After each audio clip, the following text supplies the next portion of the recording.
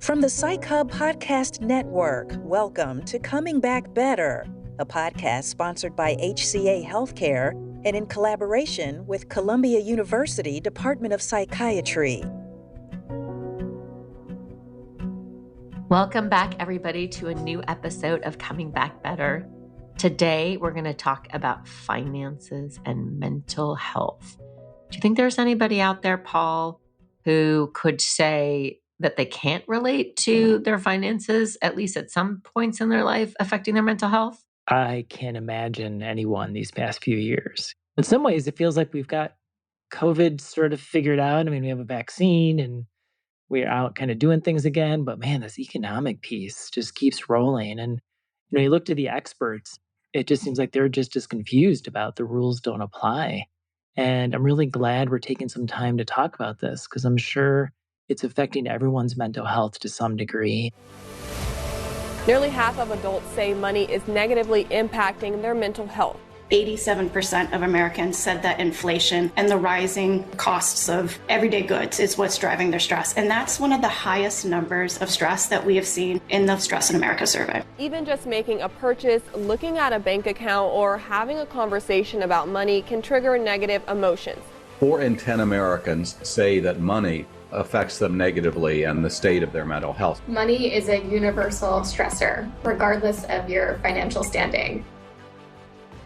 Well, I'm looking forward to hearing about it because when you think about the facts that millions of people have lost their jobs, it was hard for people to save money. And even today, people are having a hard time getting on their feet. Inflation and cost of living going up right after the pandemic, the mental load that we're already on, the mental health crisis, and then you add in all the financial stuff. It's a lot. It is. And what I'm seeing is the sense of with the old rules not quite making sense right now, we've got to learn how to just manage that uncertainty till maybe down the road we look back and figure things out. Paul, we're going to take a listen to Kimberly. She's going to share with us like her own lived experience as a young entrepreneur that started her own media company a couple months before the pandemic. And she does a really good job really illustrating the connection between mental health and finances. Oh, wow. I can't wait to hear this. Hi, my name is Kimberly, and I'm a small business owner. I own a media team here in Los Angeles called Pop Media LA. I started Pop Media LA in end of 2019 with my partner. We both quit our full-time jobs and leaned into our passion, which is content creation, which is photography, video. We weren't satisfied with what we were doing in our 9-to-5s and really wanted to take the leap and pursue what made us happy. Of course, we didn't know 2020 was going to be the end of that and force us into figuring out how do you make money, how do you survive when your source of income is now a small business that has just started. We weren't even 6 months old yet. So that's really where Pop Media began, and it really pushed us in a lot of ways to develop our entrepreneurial skills in ways that we didn't even know.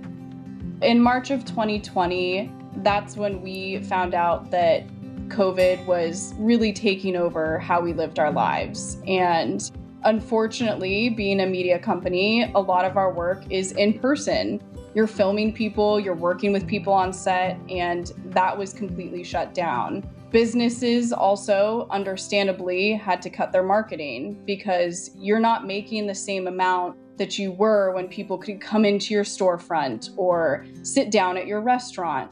Right after COVID started, we literally lost all of our clients. And that was a very difficult pill to swallow and really forced my partner and I to figure out how are we going to afford to live. We had just moved to a new apartment, a bigger place, and starting a small business is not easy, but adding into that, the world changing in a way that you couldn't predict just put us in a position where we had to figure something out. There was no option to not figure something out. In our case, my partner is also incredible with dogs, completely random, has nothing to do with media production, but he became a dog trainer. And that was what saved us, honestly. We were able to afford to live from starting another business, which maybe isn't the standard way of going about it. I think a lot of us leaned into those 9-to-5s and we decided to start another business. But thankfully, a lot of people were adopting dogs when they were at home because they wanted a companion, and that was great for business. We really leaned into that, and then I did actually go back to my 9-to-5 job, but in a way that allowed me to obviously work from home, and I am still in that job working from home to this day, and it just kind of gives me a little bit of extra cash on the side instead of fully relying on our media company, which is still building. And with COVID in 2020, I would say here in 2023, we're still at those beginning stages. I feel like we're just now picking up where we left off when COVID started. Getting through all of that as well was incredibly difficult. As an artist, you really lose that creative spark when you're not able to go outside and find that inspiration in the world around you. And we weren't working with people, we weren't working with businesses because they couldn't afford it, or we couldn't be in person because of COVID. So mentally and emotionally, that was extremely taxing. Thankfully, financially, we figured something out, but in a lot of ways, it still put on hold everything else that we were doing, which was very difficult to gain that momentum back, especially as a small business owner. Marjorie, I am so impressed with this woman and her partner and the shock of things seem to be going really well. And 6 months in, suddenly their business is, suddenly they're in this really scary place with all their clients pulling back. And the thing that I was so impressed by is I heard the resiliency. I loved her comment, there was no option but to figure it out. And that just gets me inspired that, yeah, when times get tough, leaning into it, that we're going to figure this out. And that then that whole piece about her partner being a dog trainer and all right, people are getting dogs. There's a business opportunity. And so, yeah, that idea of once maybe the initial shock wears off, figuring out what do I need to do next. She took the hardship of starting a small business right before the pandemic and she spun it into something positive. Mm-hmm. And the effect it had on her mentally was like through her creativity and the stress of keeping the company going through the hardship. Those are easier things to say than to do. There was always a push to figure something out. And, she was resourceful, like with her partner of becoming a dog trainer. And even though the company started in 2019, it still feels like it was just starting because everything was put on hold during the pandemic. And I can relate to it, being an entrepreneur and starting Psych Hub. And all of a sudden you're like, oh my gosh, we have this office and we built it and we furnished it. And now all of a sudden we're going all remote and just like the chaos of just thinking, how is this going to affect things and what are we going to do? And we have now a bunch of kind of new issues that we have to deal with and nobody expected it. And you're just in this kind of really scary moment of, oh my God. Yeah, and how much we have learned in, again, I'm going to come back to resiliency in this sense with financial stress. Looking back, it's like we did make it through this. I really was encouraged by talking to our expert on this topic and finding that we weren't alone. All of us were affected by it. There are lessons to be learned from that and some really good strategies so that we can, especially if we're with a partner and maybe we have a different view on finances and money, there's some simple ways that we can come together because like most of these things, it takes a village to get through it. And she had some good tips on that. I would like to share with you this interview with Dr. Christina Lynn from HCA Healthcare. And if you remember, we had her in the meditation episode and talk about a range. She can talk about meditation and finances. And so she is a psychiatrist at Grand Strand Regional Medical Center in Myrtle Beach, South Carolina. And she talks about how to handle financial stress and what toll it takes on those experiencing it. And like I said, some tools to hopefully make it through. Sounds like this is going to be interesting. Let's take a listen.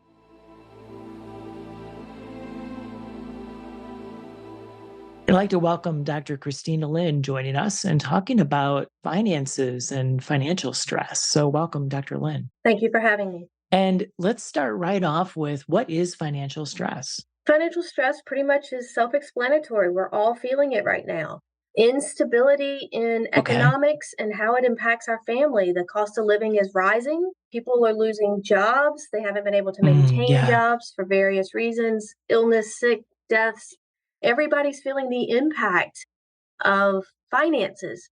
And it's something that we think about. It's a huge part of our life. But I do think after our recent 2 years of kind of economic instability and workforce issues, it really has begun to impact families a lot more than we've seen in the past generations. What kind of impact does it have on our overall health and our mental health as well when we're under this kind of stress? There's a lot of work being done out there about financial stress. Again, it's a stress to the body, and any stress to the mind and the body can cause mental issues, depression, anxiety, lack of sleep, decreased appetite. And all of those lead into physical problems. You begin to have health problems. Increased stress puts a stressor on your heart. A lot of people end up having problems with eating too much because they eat when they're stressed. So you have weight gain. People start pulling out of things because they feel like they can't afford it. So they begin to isolate. So then you start having depression. So there's a ton of physical and mental health issues that come because the mind and the body are connected. And if the mind is stressed, the body's going to react. The body actually does produce an increased stress hormone during stress. And that stress hormone is meant to protect us when we need it. But when we're always stressed, it begins to stress all of our systems. Finding out a way to deal with financial stressors, because they're not going to go away. We're going to have financial stressors throughout our life. Hopefully they won't be as bad as they've been in the last 2 years. Hopefully we're going to see some reprieve here soon. But what we have to do is figure out how can we make it better for us mentally, physically, for our families, and to be able to keep moving forward. And recognizing the impact it has on mind and body, what can we share with our listeners about? We can't avoid it, so how do we manage it? So managing it is one, recognizing it, recognizing what it's doing. Unfortunately, it tears a lot of families apart because there becomes a lot of stress between families. And like I said, isolation, you begin pulling out of activities because you can't afford to do them. So you begin to isolate. So making sure that you're taking time, finding ways for you and your family to still do things. You may have to be a little more creative. You may not get to take that big trip, but you can go play ball, go do kind of go back in time to what we used to do before we all traveled and did a ton of stuff. Simplify life a little bit.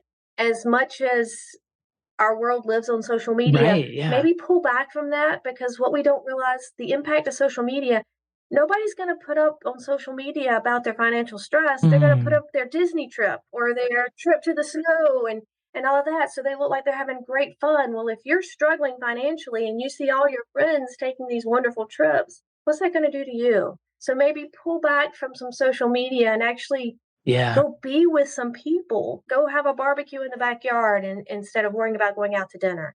Have people over, pick a ball around, things like that. Do things to de-stress that don't cost a lot of money, but still do them. And I think that's the first mistake that people make is when they get into financial issues, they immediately stop all activities. That doesn't help. That only increases the level of irritability, frustration. We have to have things that we do. They just don't have to cost a lot. Relearn how to live again. And I think that's what we definitely need to do.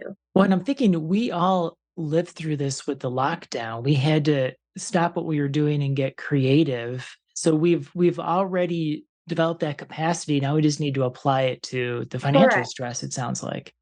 Yeah, and it was phenomenal to see what people would do during lockdown, the different things that people were doing. They were learning how to grow gardens again.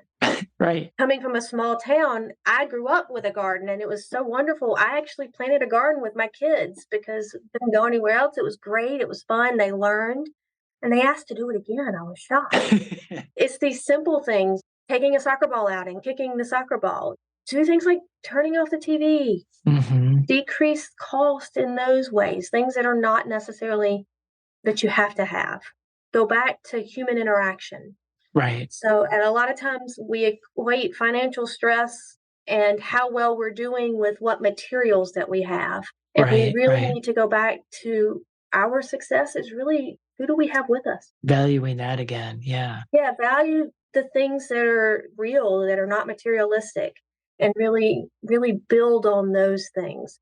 Because in order to decrease that stress, you have to find outlets, and that outlet doesn't have to be spending money. And then, of course, working with somebody and trying to set a budget and things of that nature. I actually do work with a lot of patients on things like that in our outpatient services is setting budgets. Right. And oftentimes when people are in financial stress, they set a very constricted budget and then they can't keep the budget. And then it becomes this vicious cycle of, I can't keep the budget. Okay. So be realistic about what you need, what you want, and kind of setting that up. And so working with, if you can, a financial advisor, the bank, anybody, setting a realistic budget. But in that budget in something fun. Yeah. Even if it's a trip to the ice cream shop, you have to put it in. Okay. $10 at the ice cream shop isn't going to break the bank at this point if you did that on a Sunday afternoon with your family.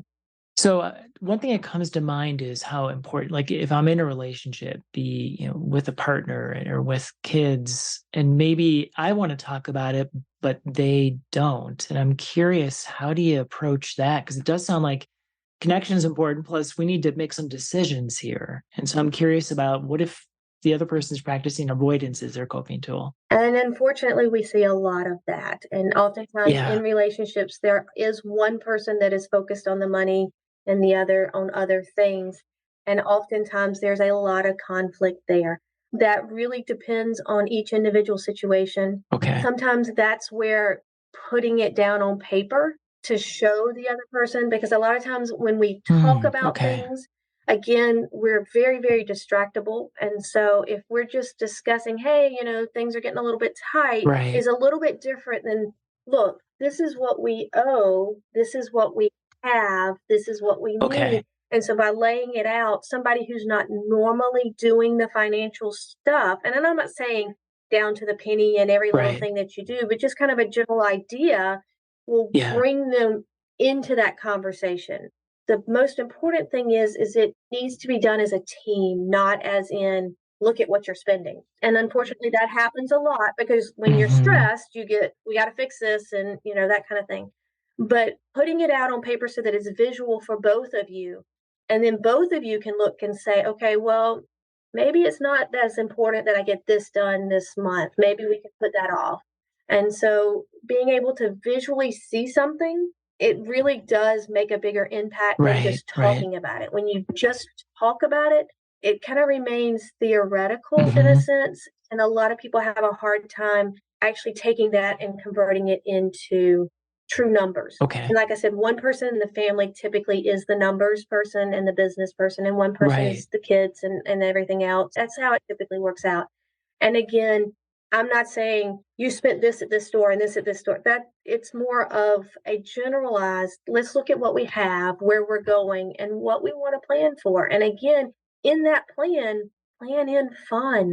You've got to. If you don't, you won't survive the budget and it'll fail. And then the relationship will struggle even harder. That sounds so simple, but I imagine it can completely shift the discussion to have it on paper in front of you. It can, and oftentimes can lead to a lot of arguments and frustration because one person oftentimes feels they're being accused of being the problem. Right. And that is the hardest thing, especially when working with couples. And again, that depends on the dynamic of the family and how you approach it. And the individual bringing the conversation up. It all depends on how your family works in that sense. It is a lot of calls for marital issues, separations, things of that nature. And I can promise you, I don't care how well you think you're hiding it. The kids know that there's stress, there's tension. And so you're not hiding it from them. Again, if you don't feel you can bring it up with them, going to a financial advisor, if that's feasible, having somebody outside of you looking at it, with it being tax season and us putting all taxes together now at this present moment, this is probably one of the best times to look at it because you're going to be turning stuff over for taxes. So it's a great time. Both partners need to sign those tax forms. Another great way to start the conversation is, hey, let's look at this. I want you to understand this as well, because, and don't just blanket sign this. Let's talk through this and make sure you understand what we're doing and what we're looking at and where we're going. So instead of walking up and saying, hey, honey, we're going to sit down and talk about the budget. That might not go over so well. That could be better while we're doing taxes right now would be an excellent time to bring it up. both partners are going to put their names on that tax form, and that form is pretty accurate of what's coming in and things of that nature. Maybe start having some of that conversation then. Like, what can we do to make this look better? What can we do to improve this? Is there anything else around the emotions that show up around this that you would offer some guidance on? The anxiety. So the two populations that I deal with and that I'm seeing it mostly is that young group that's coming out of college, has worked and done exactly what they're supposed to. They've finished school and they're not getting that job. Yeah. And they've got all this school debt. Okay. And they're not getting that job because the job's just not there. Everything's going remote, things of that nature. Yeah. There's a lot of anxiety, a lot of performance anxiety, a lot of fear of failure. There's a lot of kids having to move back in with parents because they can't get that job that can support them because the cost of living has gotten so much higher and yet the salaries haven't increased. True. Yeah. They're sitting there going, but I did what I was supposed to do. You've got a lot of self-doubt and things of that nature in that population. And they also don't have the savings to withstand this financial crisis at this point. Okay. Those individuals, they really need to work on recognizing that they did do what was right. And they just need to keep trying and they need to keep putting themselves out there and recognizing that this is just a short-term means to an end. So, no, you may not have gotten that job you thought you would get, but keep going, keep plugging at it. It's going to come. I have full faith our economy is going to come back. It always does. We go through these cycles. So they just have to keep working at it. Right. And then the other end of the spectrum is those living on that fixed income. And they're getting scared because their income's not going to increase, but their cost of living is going to increase. And so we get a lot of individuals like, I'm not going to make it on what I make. I had planned so well, and now it's not going to work out. And working with them to try to figure out how to decrease it. Because in a lot of cases, they are going to make it. They're not looking at the whole picture. And so in that case, it becomes that fear of they're out of the working environment. So they're out of connection with it. Right. They get that fear of, I can't do anything. So they get the powerless fear that this is happening to them and that there's nothing that they can do. And that all their planning was for nothing. And so a lot of times just sitting down with them and showing them that maybe just cutting back for a little bit, that they'll be fine, or, shifting different things. It really is two different stressors I'm seeing. The middle bracket that has been working and successfully working, they're feeling the pinch and the price and things of that nature. But a lot of them have savings that they're using and they're more equipped to it. That younger group coming out, we're seeing a lot of sense of, I don't know who I am because I did everything like I was supposed to, but it didn't work out. And then the older group is, I did everything I was supposed to, and it still didn't work out. So very similar, in that sense. Yeah. But, in different areas. It's a lot of anxiety and a lot of pressure. And the younger generation is struggling a lot with it because they have had 2 years of isolation. Oh, on top of that, yeah. Yeah, on top of that. So the isolation on top of that, and then they still made it through the isolation and they aren't making it now. And so they're wanting their world to come back. That's a very difficult thing. Okay, and that's helpful. They don't have the history of, I've made through something like this before. Right. They don't have the history that the 30s and 40-year-olds that, hey, this is a cycle. We got to get through this cycle. We're going to make it. They're trying to get their wings, and their wings are being clipped.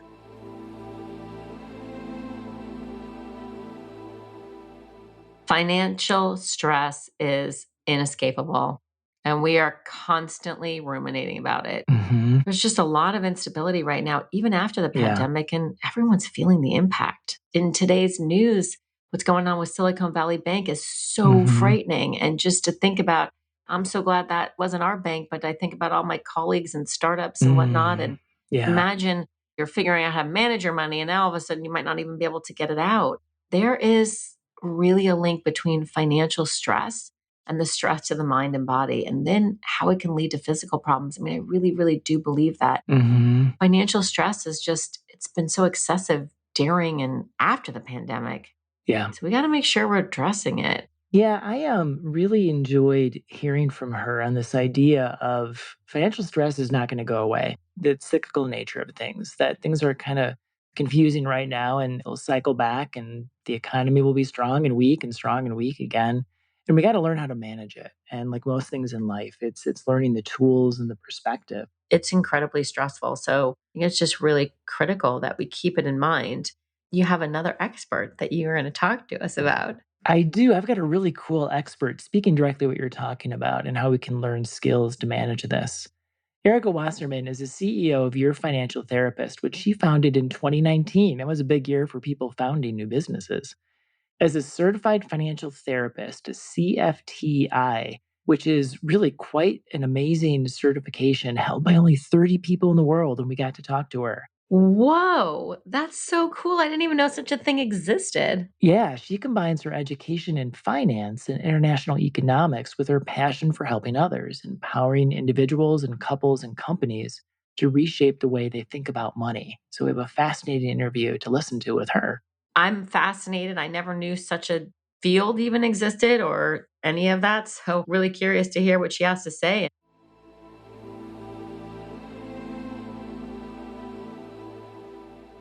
Erika, so good to have you here today, and I really look forward to exploring this combination between mental health and finances. So let's jump right in. Thanks for having me. I can't wait to explore the topic of financial wellness and financial therapy. So, what exactly is a financial therapist? Let's think about our wellness wheel and our wellness overall, right? We have so many aspects to ourselves: nutrition, exercise, spiritual, relationships. Financial is one of them. And it's often the one that's overlooked. Mhm. And when we think about finances, we think of our bank account, we think of numbers and cents. What Mm. I work with people on is the other senses, the emotional part, Okay. because 80% of our decisions are made Okay. emotionally and 20% are based on facts. As you know, money is not a conversation that we have with a lot of people. So, what I'm able to do is be a trusted, safe place for people to talk and grow their relationship with money, because that's what it is. It is a relationship. It's funny as you talk about that because I remember growing up and from my parents is like, you don't talk about this stuff. We all know if you don't talk about something, usually that sets you up for problems. So, You know what's interesting is one poll just did a survey of 2,000 Americans. 81% said they knew they weren't supposed to talk about money, but they didn't know why. because their parents told them. Exactly, because it's passed down. You don't talk about money. We don't discuss that. You know, Right. you don't share what you make or if you have credit card debt. But we don't know why. It's just what we're told to do. Yeah, well, let's break that taboo today and talk about it. We did have somebody share their story, and I'm curious when you listen to that, what stood out to you? The story for me was really inspiring because of three things. One is our relationship with money is like a roller coaster. We're going to have moments in life that we throw our hands up like they were, right? We're starting a new business, we're moving in together, Right. life seems great. And then all of a sudden, COVID hit and whoosh, we dropped fast. They took action and adjusted quickly. That drop wasn't as big. So instead of Okay. staying Yeah. in creating content, they shifted careers for a right now situation. They knew what their financial situation was and faced it head on. So therefore, the drop of the roller coaster wasn't as big. Okay. The second is they had open communication about it. Mm-hmm. They were able to talk about this is stressful. Like, we're not going to make it what we're doing right now. Yeah. And by having a person to lean on and to brainstorm with is amazing, because it led to the third thing, which is they shifted businesses. A dog training that wasn't their forever career, that was a right now. And oftentimes in finances, I use the term right now. Right now, I need a second job. Right now, Okay. I need to phone a friend and ask for advice. It is a right now situation that they shifted. And in the long run, it worked out for them. Again, because the drop wasn't as big going into debt because of those three actions. What else do our listeners need to do so that we can move out of that place of taboo around finances and then kind of ignore our parents saying don't talk about it? What's some ways to ease into that? The way to ease into it is to actually have those conversations with people that you trust and start small. The conversations don't have to be throwing out, I'm in $10,000 of debt. That might not be the first conversation you want to have with somebody. A great one that I like to use with families is if you donate to charity, start with that conversation. Is what do you like to donate? Why is that important? Oh, for me, my father passed away of pancreatic cancer. So if I'm donating money, it's going to be to that cause. That's why it's important to me. And so that's an Okay, easier interesting. way to get into these conversations, and also by not avoiding them. 1 out of 4 people would rather sit in 2 hours of traffic than have a financial conversation. They're just scared of what it's going to come up. Where does that scared come from? Also, I'm thinking our beliefs as well. Where does all that come from? We get our money beliefs from 3 things. The Okay. first one is our background. What's talked about or not talked about at your dinner table. Mm-hmm. Also, how you see people paying bills. Who picks up the dinner tab at the end of the night, at a family outing. These are all things that we're experiencing and is part of our background. Then we add in religion. Religion's another layer. Oh, interesting. Okay. And some religions that you give a certain amount to charity, that money is greed, that men have the ultimate authority in the relationship. And so when you dig into that with money, is that money decisions and or the decision for the wife to do the money. So there's so many layers to that one. And then we add in the third layer, which is experiences. So I'll go back to talking about my dad growing up. My experience was he was not very handy. And so he got a rental property to diversify, right? And I remember hearing him complain about something broke, the renters never paid. He couldn't wait to sell that investment because it was an emotional strain on him. So as I grew up and had money, I never wanted a second property. I never wanted to do real estate because of that experience. It had nothing to do with the dollars and cents. It had to do with the senses around me that were telling me no. Okay. So once we have those 3 things, experience, religion, and background, we tend to stop working on our relationship. Which then, as we get older, becomes really interesting because we meet other people. Okay. And everybody has a unique background, religion, and experiences. And we don't always see eye to eye. What did you observe the impact of COVID, the pandemic, and the lockdown had on our relationship with finances? COVID had such an impact on this topic, on the topic of money, in a positive way. Good. Because it opened the dialogue. Okay. Everybody around the globe impacted their spending patterns, their saving patterns, their investing patterns, no matter what. If you were earning 7 figures or $7 an hour, somehow the pandemic impacted you. So conversations were now taking place on elder care and planning and estate planning that wasn't there before. So what it did, it brought the topic of money to the forefront, made those conversations less taboo, and allowed people to openly talk about their financial situation. At the same time, because we all were home, it also gave us time to research things. Have a conversation with a financial advisor, an accountant, an attorney if you needed, and to make some life shifts, either moving out of a more expensive apartment or state, and really focus on what was important to you and understand the value of an emergency fund. I think a lot of people got a good life lesson on that will stick with them. We haven't used the word, but I'm hearing the echo of values. How do values play into our financial decision making, and how did COVID maybe have some impact on that? I bet nobody has asked you what your financial values are. Yeah. But every day we deal with money. We touch money. We talk about money in some way, if it's buying coffee or going out to lunch with coworkers, right? What are our financial values? It's not something you work on at school, that you get drafted. And that's one of the things that I saw so many people come to me for is, I don't know my financial values. I've had 2 exercises to help with this. One is I have people go through your credit card statement. Oh, And okay. see where you're spending your money by taking a highlighter. I'm a visual person. Yeah, I love it. Take that highlighter, the things that bring me joy, the things I enjoy spending money on. And then I do a blue highlighter and I highlight the things that just don't feel good. Okay. Right? I don't enjoy spending money on it.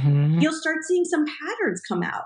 So your financial values will literally pop out at you, which led me to the next thing, which is, let's talk about finances, baby.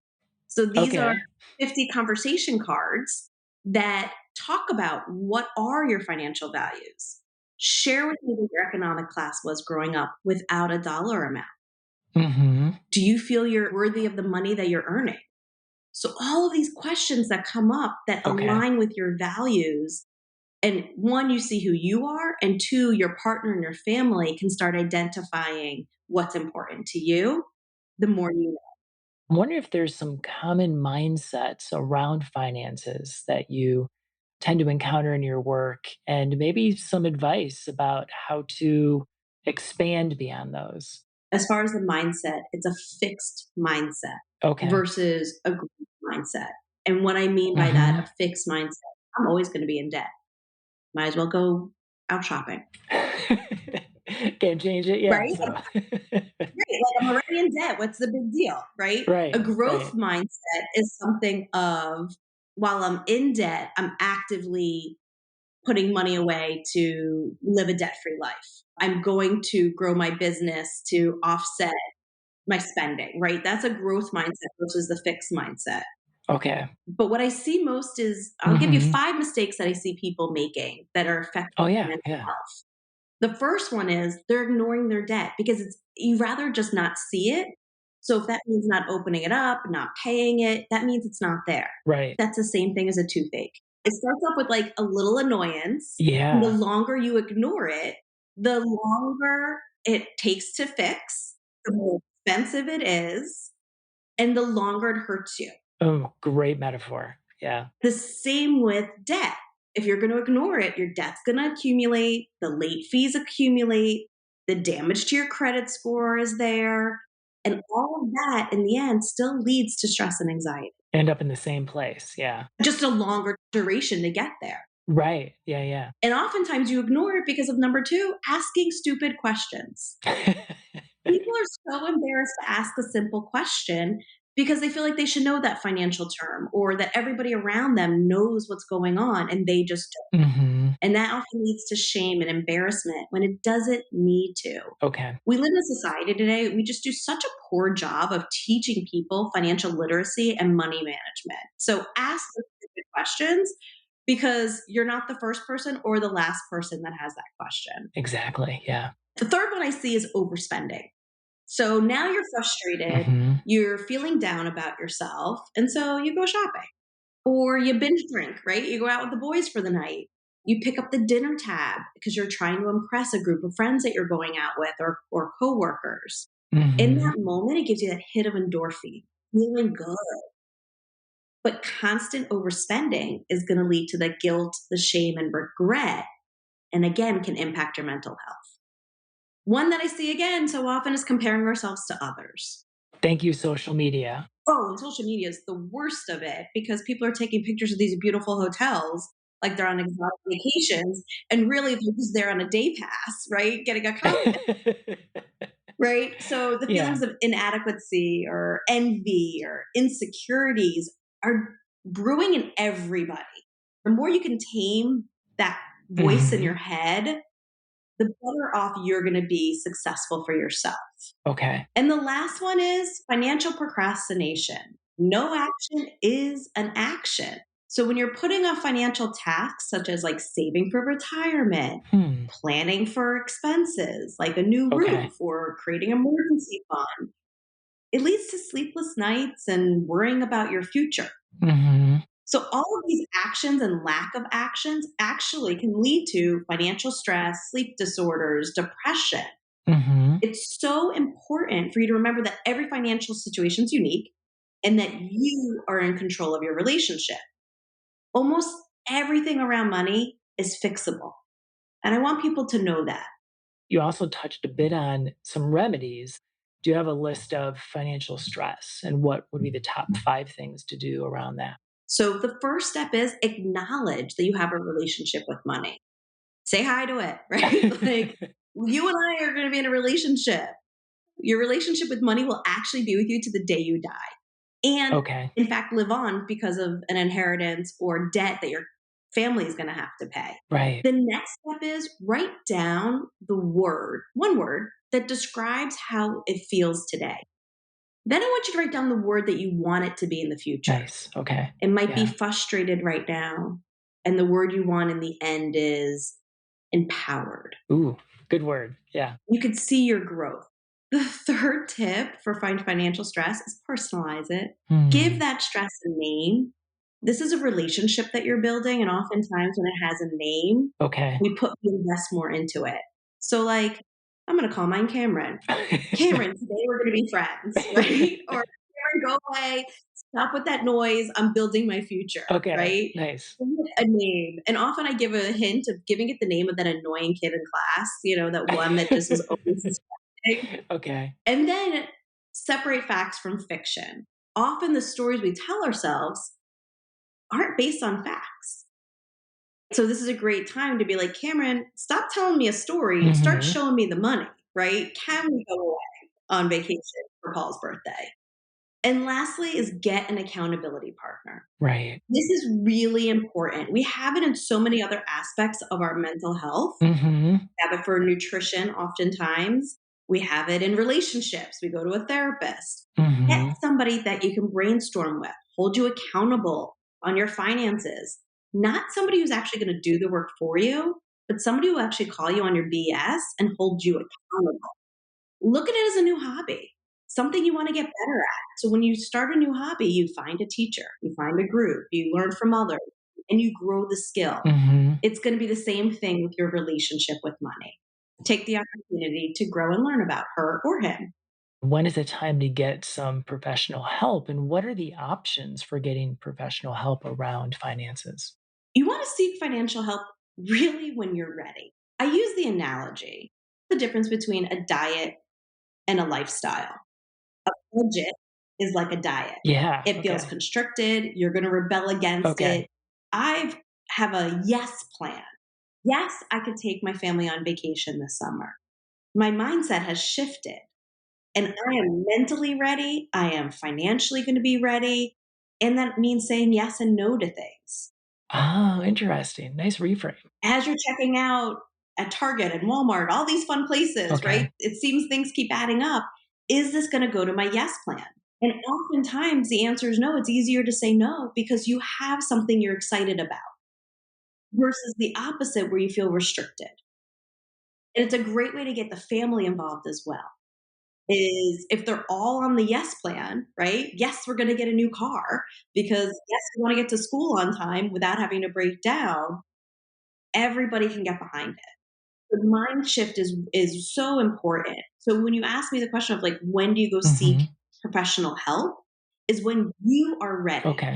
You need to be motivated. You need to be ready. Oftentimes this comes with the life shift, right? A change in jobs, a relationship status, right? You're moving in with somebody, you're moving out with the relationship because of divorce or death. And you're just ready to rebuild a healthier relationship with yourself and with money. If you're feeling financial stress, it's important to take stock and find ways to manage it. You got to creatively work to mitigate any financial issues in your life, which is hard to do, right? I mean, it's easier said than done. So when you start to think about it as background stress, yeah, all of that, then it all of a sudden puts it at a new weight that you really do have to take care of it. And if you're on social media, that makes you feel even more stressed that people are out there doing things and that Instagram, their food. Look at I'm at this restaurant and that restaurant. If that stuff makes you feel bad, just pull back and don't watch so that turn it off. Yeah, it helps your mental health. We made it through the lockdown and we learned so many good lessons about we're more capable than we think we are. And maybe we need to apply those to dealing with the financial stress as well. Like we creatively figured out how to use different ways of being in contact during the lockdown. Now let's get creative with if we have some financial stress. And I don't want to minimize. I'm grateful my wife and I were able to stay employed the entire time and that there is true crisis issues. And also figuring out that idea of moving from our lives being based in, what we have, stuff versus the people.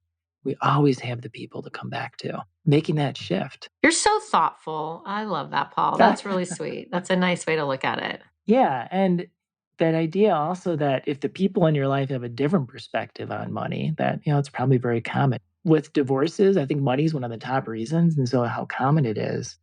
I love the idea of rather than sort of pointing fingers, putting things down on paper and really aligning as a team and how, tax season, what a great time for this episode to be coming out and reminding people that it's not like you're pulling it out of the blue. We got to think about finances anyways.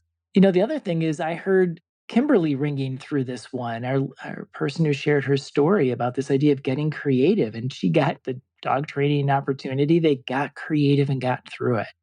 I think if we can move beyond the sense of shock and unknown and go with what we do know and how we can come up with new solutions to make it through these tough times, be they financial or something like COVID. Paul, I think that no matter what, this is something that we can all relate to, whether we can relate to financial stress today. Everyone has financial stress, if not at some point of time in their life. It's really important that we are thoughtful about how we're going to be proactive about it. So my take is if you are having a hard time saving money or you're stressed about it a lot, work with a financial organization, planner. They have tons of free resources out there to help you do planning so that you're saving and really kind of being thoughtful about that. We talked about earlier, social media, if it's making you feel bad and feeling like, why is it that I'm the only one not going out or doesn't have a beautiful new whatever it is, new clothes, new this, that, just take a step back from it. Don't minimize the effects that this has on your life because you're worth so much more than whatever it is, that thing that you might want to buy. Everybody just needs to really take care of themselves and do whatever helps you alleviate that stress, but probably being proactive about it and thinking about it ahead of time rather than in the moment is when you can really start to make that stress change. Yeah, by no means am I a financial expert. That's why I went into therapy, because I don't do math. But thinking about this as a stressor, and with any stressor, what's known, what can I control, and how do I get through today and then the next week and then the next month? Like you said, reach out for help on parts we don't know. But I just want to, again, come back to this idea of we can get through anything, like we heard from Kimberly managing through, if we take the time to first take care of ourselves. And that doesn't require money to take care of ourselves. And then communicate with those important people in our lives. That doesn't take money either. And let's talk about our fears of what's going on and then get concrete with, okay, what we can control today and tomorrow. I don't want to minimize this in any way for people that out of nowhere lost their jobs and couldn't pay the rent. That's all quite real. And there's a whole host of resources for that. But remembering through all of that, taking these pauses and take care of yourself. So you can call upon your gifts. Like again, Kimberly and her partner, call upon your gifts and that there are creative solutions within us if we just give them a chance to come out. I love that. Call upon your gifts. Like we talked about it for everybody. You're not alone. Everybody can relate to this. Yeah. This is such a life problem that every generation before us and every generation after us to some degree will always be worrying about money, right? And so I know our CTO at PsychHub often says it's the oxygen. Without the oxygen, it's hard to pretty much do anything. And so it's important to figure out how to find some way to manage it. I thank you all. Remember to breathe that oxygen. Sorry, I just let mindfulness in there. Oh, that was perfect. That was good. That was Paul, you leading us with some of your gifts. Oh, thank you. Well, speaking of gifts, what gift of a topic do we have next week? You'll be surprised, actually. I love this topic. We're going to talk about telehealth. Because wow, did we sure see like a whole change from feeling like you had to go brick and mortar into an office to all of a sudden it's like, nope, now all you have to do is just go into the virtual waiting room and wait for the doctor to show up and talk to them. And I just think it completely transformed healthcare in so many ways and mental health care. So I'm really looking forward to that topic. All right, stay tuned next week for more on telehealth. Thanks, everyone. Have a great week. If you'd like to reach us, you can do so at podcast@psychhub.com. To be notified of new episodes, don't forget to like, subscribe, or follow wherever you're listening. And reviews are so helpful, so please do leave one if you can. It'll allow others to find us and join along. Coming Back Better is executive produced by Jacob Morrison. It is produced and edited by Juliana Castro. The series was developed in collaboration with Linda Rosenberg, Carla Cantor, and Kristen Watson from Columbia University Department of Psychiatry, and Manisha Shah, Dr. Frank Drummond, and Amy Rushton from HCA Healthcare. Research is assisted by Melissa Leith. Show artwork was created by Arnella Gengoli and Ashton Smith. Audience strategy is by Alyssa Fackler, Sarah Hale, and Alyssa Yarima. A very special thanks to Andrea Rollback, Trevin Stegall, Evelyn Valentine, Kaylee Sneed, Julie Plummer, Thad Thomas, Paul Kay, and Elizabeth Roosevelt. Coming Back Better is a co-production from PsychHub and Columbia University Department of Psychiatry and is brought to you by HCA Healthcare. I'm Paul Deger, and my co-host Marjorie Morrison and I thank you for joining us. See you next week.